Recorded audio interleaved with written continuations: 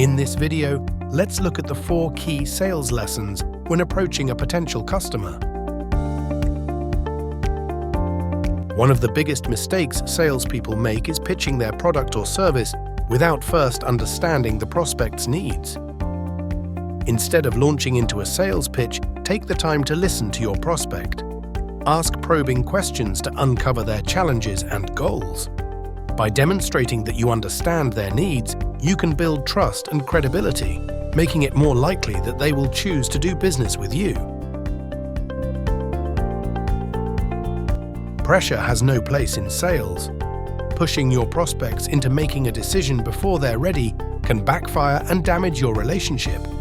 Instead, focus on building trust and providing value. Take the time to educate your prospects about your product or service and how it can solve their problems.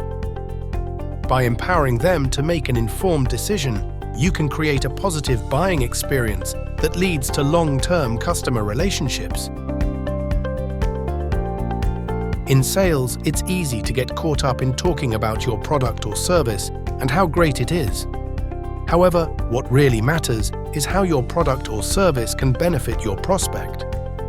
Instead of focusing on yourself, shift the conversation to focus on your prospect.